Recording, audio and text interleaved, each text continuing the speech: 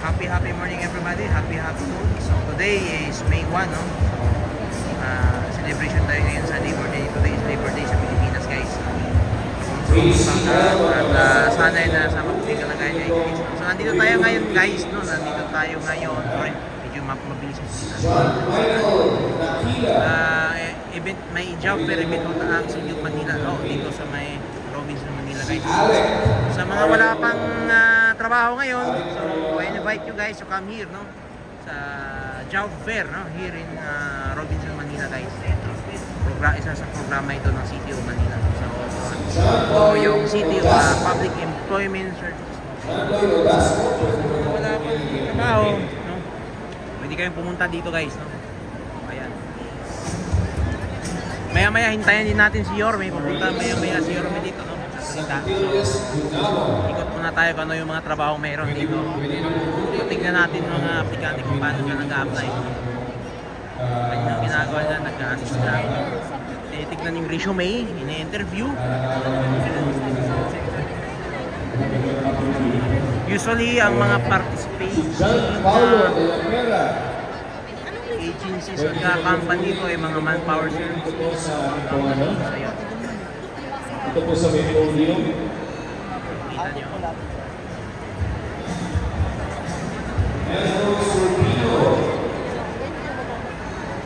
Ito naman, may mga call center tayo.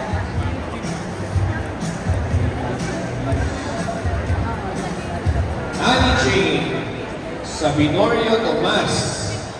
Pwede nyo na pong kunin ang inyo pong pinaprint. So ayan, guys.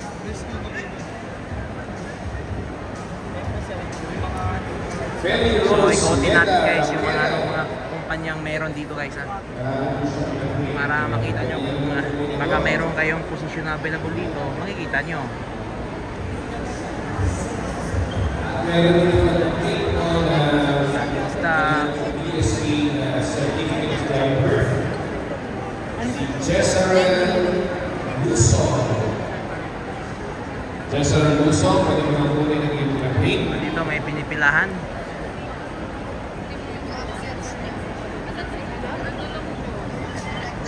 Wendell Ching. Pwede mo na pong kunin ang iyong pinaprint dito po sa Brunio. Dami ito, ah.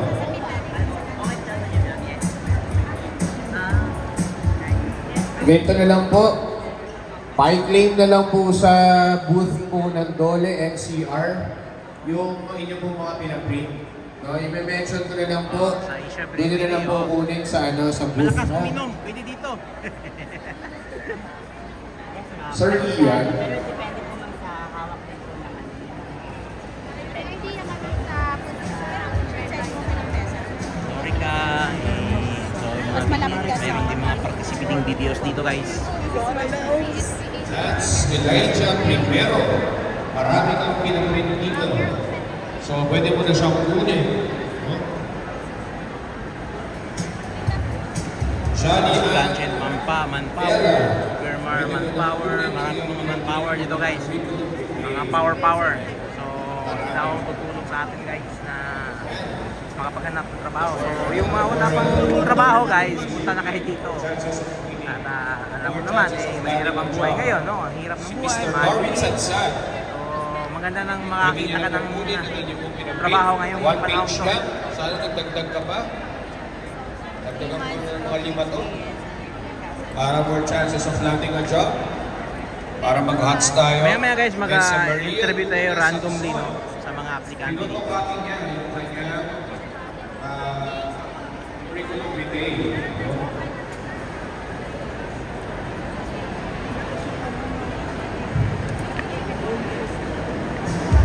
Dito, magtanong-tanong tayo dito kung may pwedeng ma-interview.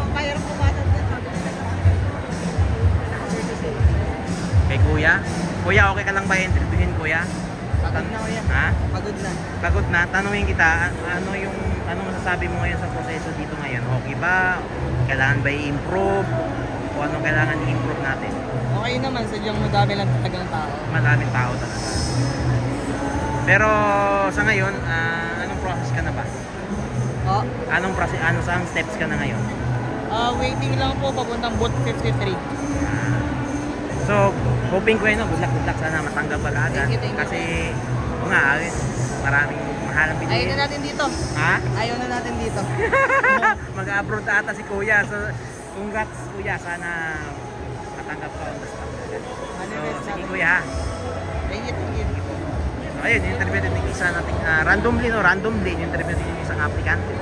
So, medyo pagod na daw si Kuya. So, medyo marami daw. So, okay lang naman daw. Pero marami nga lang talaga aplikante. So, yun nga guys. Maraming walang trabaho sa sa Pilipinas ngayon. Kaya, sa taas ba naman ang bilhin? Sa taas ng mahal ng bilhin, hirap ng buhay, mas maganda kung makakita tayo ng trabaho. So, ayun.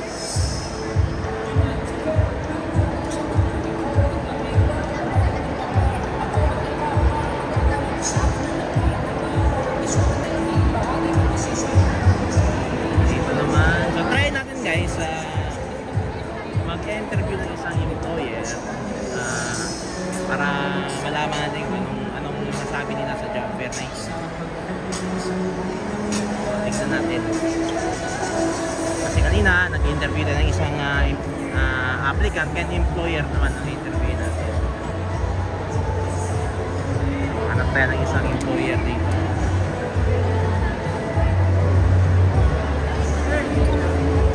Ayun, ikot tayo dito guys.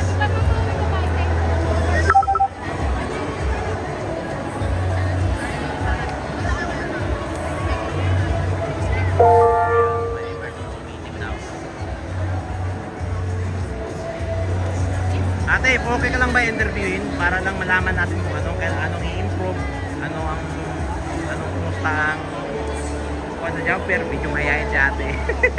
Di okay lang ate. Ha? So, iba ang interview natin kasi medyo mayayain si ate. So, kuya, interview. Okay ka lang ba interviewin kuya para malaman din kung anong kailangan i-improve? Okay lang ba ang process dito sa job fair ngayon? Sige lang kuya, anong masasabi mo kuya ngayon? Ano ba ang kumusta naman ang job fair? Mas clear naman po siya ngayon. Mas Tapos kuya, Sa ngayon, sir, mas marami tayong aplikante. So, Okay. by the way, kami po pala si CTHRM, employer po kami, local manpower agency. yun. So, sa ngayon po, marami tayong aplikante na nag-a-apply. Okay naman. May At, masasabi ka ba kuya na anong kailangan natin i-improve pa? improve. So sa ngayon, okay naman ang kanilang papalaka dahil meron silang mga number na ibinibigay Okay. para dun ka mismo na lang pupunta. Ayun. Para hindi magulo. Yun. So si Peso at saka si Dole na ang nagbibigay o nag-a-assist sa mga applicant natin para hindi labo-labo. Ayun. So, yun kuya, salamat kuya sa Okay, comment ha. sige. Para Maraming kasi salamat. tinanong mo kuya para if ever kung may mga kailangan i-improve in the next job fair with the City of Manila, may at lalong makakatulong din sa mga employer na makahanap ng best qualified na mga empleyado. Thank you. Thank you. Okay. So ayun guys. So ayun. Interview natin si Kuya. Una, interview natin yung isang applicant randomly at isang employee randomly, no? So, tinatanong natin kung kumusta yung job fair o mayroon bang kailangan i-improve. So yun guys. Magandang araw sa ating mga lahat. Sa ngalan po ng Department of Labor and Employment, Manila Philippines, Corporate of Manila, Peso Public Employment Service Office, Base Manila. Balagod po namin kayo tinatanggap sa ating pagdiriwang ng 124th Philippine Labor Day Job Fair na may tema Disenteng trabaho para sa lahat, isang hangarin bagong Pilipinas, sama-samang mararating. Ngayong araw, hindi lang po natin ipagdiriwang ang araw ng paggawa, kundi binibigyan natin din halaga ang sipag, dedikasyon, kontribusyon ng bawat magagawa Pilipino na patuloy na makitaglag ang ating bansa. Pero bago po natin simulan po ng formal yung ating programa, hinihiling po natin po ang pagkakaisa ng lahat para po sa ating opening prayer na susunod po ng ating pambansang awit ang pambansang awit ng Pilipinas at ng So yun Panginoon. guys, magsisimula na ho ang program, no? Dito. Ama namin, pakinggan mo po ang pagtawag namin sa iyong banal na pangalan. Basbasan mo po ang aming pagtitipon at kami kalumunan mo sa araw na ito. Pagyamanin mo po, Panginoon, at maging nakaayon sa iyong kalooban ang aming pagkikita-kita mula sa sasimula hanggang katapusan. Masalamig mo namin ang kanyang dakila sa aming buhay.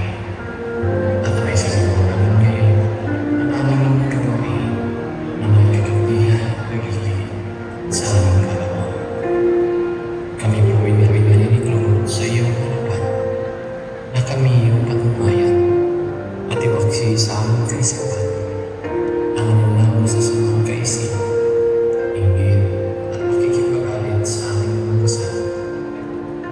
Bigyan mo kami ng sapat na lakas at katalinuhan upang may mahalin mo namin ang aming makakaya sa aming mga kasama sa pagkakailan na ito.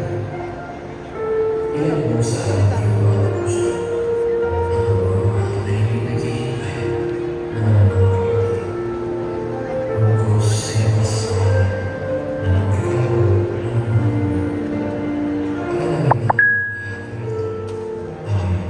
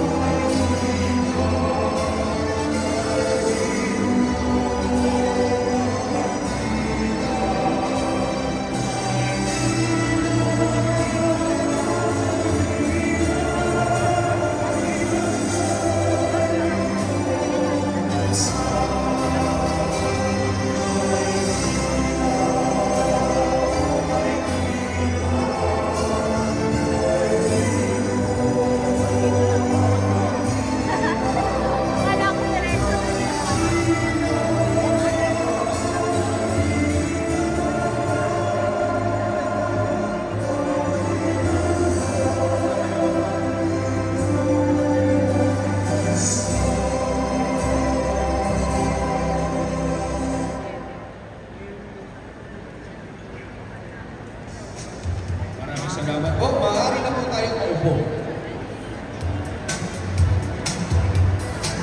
bago po tayo magpatuloy, nais po natin kilalanin ang mga partner organizations, participating employers, government agencies,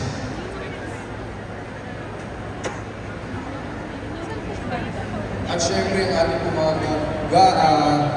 job seekers na dito sa ngayong araw na ito. Maraming salamat po sa inyong suporta at pakikiisa sa hikain natin mabigyan na mas maraming oportunidad ang ating mga kababayan. At ganun din, gusto po natin mabigyan ng oportunidad na batiin po kayo ng ating mga ating mga butihing counselors, no? Bibigyan po Guys, nandito na bigyan yung po mga natin sila po ng konting Check natin kung ayun, batiin po natin ang maya-maya makakarating si Yorme.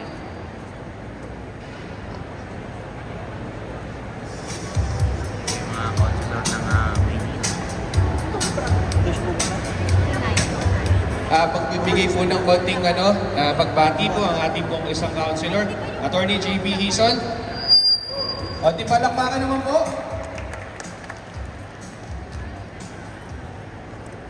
Hello po, sa lahat po mga nandito. On behalf po ng So, andito City na si Council of Yorme. Manila, kasama po ang ating majority floor leader, Manny Papat. Actually, madami po kami ngayon dito na present po ngayon. On behalf po ng City Council of Manila, na pinagmumunuan po ng aming Vice Mayor, Vice Mayor Chair Chenza, at ang aming Mayor, Vice Mayor de Bagoso. Nais po namin pasalamatan po ang Department of Labor, ang PESO Office, ang Robinsons, at ang ating mga 60 na potential employers po ngayon sa pakikilahok po dito sa ating Labor Day Job Fair. Ayun na po, maraming salamat. Mabuhay po kayo lahat. Magandang tanghali po sa inyo. Maraming salamat po, Councilor JB Hison. At para naman po sa mensahe at para po sa introduction po ng ating panauwi pandangan, nandito po ang ating pong butihin na Vice Mayor ng City Government of Manila, Honorable Angela Ley Chi Atienza. Palakpakan po natin.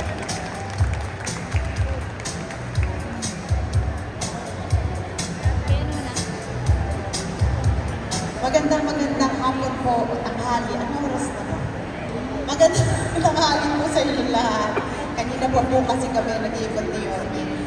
Well, first and foremost, gusto ko po sabihin sa inyo na dapat proud na proud tayo sa gobyerno natin ngayon dito sa Maynila. Dahil isang bagay na pinangako ng ating alkalde nung kami nangangampanya ay mag-focus sa minimum basic needs. Ang isa po dyan ay ang pagbibigay ng trabaho po para sa bawat Manilenyo. Kaya para sa akin, palakpakan po natin ang ating napakagaling na alkalde na si Yorme Moreno de Bagoso. Alam nyo, itong inisyatibo ng ating napakagaling na direktor ng PESO, na si Director Biro, isang oportunidad yan para sa inyo, para kahit papaano, magkaroon kayo ng panlaban sa buhay. Hindi ko na hahabaan ito dahil nandito ako para ipakilala ang isang tao na alam kong mahal na mahal ng inyong lahat. Pero gusto ko lang alam ninyo na dapat tumango sa ilong ng mga Manilenyo dahil nasa ating syudad ang pinakamagaling na alkalde dito sa buong Pilipinas, ang ating nag-iisa na si Yorme Isko Moreno de Bagoso.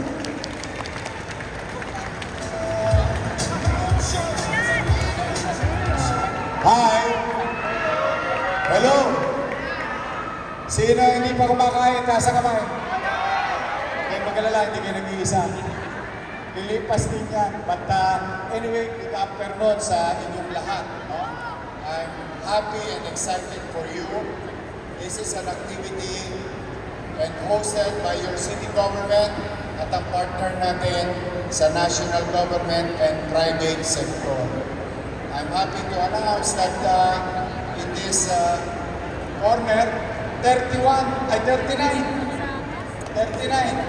ang instantly nagkaroon ng trabaho ngayong araw na ito. Congratulations sa inyong lahat. But let me give credit to Dole, our Director 2 ng NCR, Engineer Martin Equinto. Maraming salamat, sir. To the Robinsons Mall, magbabigay sa mas maganda rito kaysa sa plaza. Sa plaza, uhulas lahat ng Natasha nyo at saka Chingchangsu dahil sa sobrang init ng panahon. Kaya palakpakan natin ang Robinson for giving us the place. Konbinyente, maliwalas. Pag nagutom kayo, ngayon lang kayo sa Wakali sa Hananga, maraming kainan dyan. At siyempre, maraming salamat kay Maria Catherine Alejandro, Malo Rome, at sa ating Peso. Hero, congratulations.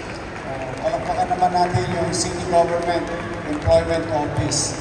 Sa inyong lahat, kami ni Vice Mayor at yung mga konsyal natin nandito na kasama namin kanina, yung ating kaagapay program. We address about 1,500 plus may sakit sa Luzon, particular sa Pandangan. Kanina, kay Ilmuan, kay Luto, Zamora, lahat ng area na yun. Masaya kami na at least kahit paano mabawasan yung problema ng tao. But today, I'm excited for you. Sana talaga magkatrabaho kayo lahat. Dahil yan ang pangarap ng lungsod ng Maynila. We will continue to focus on MBN. Minimum basic needs. Your city government will continue to invest in housing, education, healthcare, and jobs.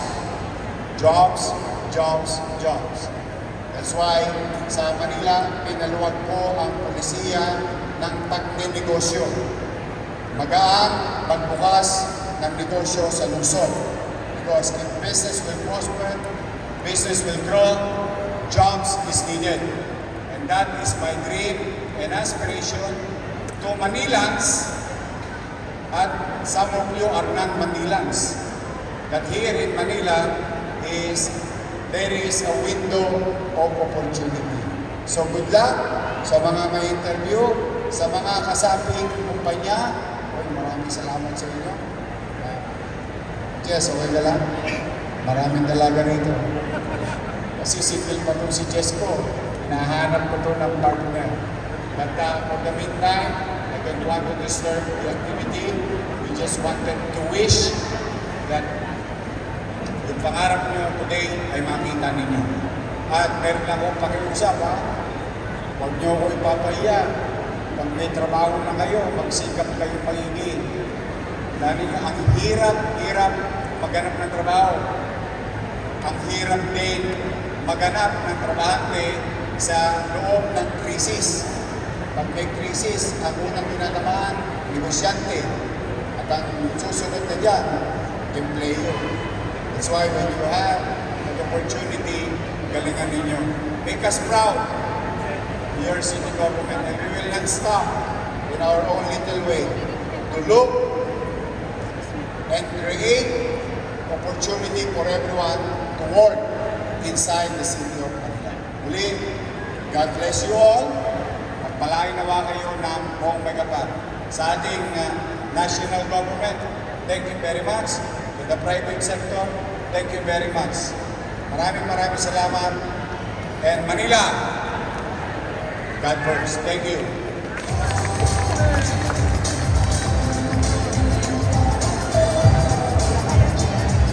So, ayun guys, no? Maraming salamat po. Puntahan na si Yorme, no? So, sa mga nag-a-apply ngayon guys, dito sa job fair sa Maynila, good luck at sana kayong lahat matanggap. Walang hindi matanggap, matatanggap dapat lahat. So, salamat. Ingat din guys. And this is Waltube. Manila, God first. Bye-bye.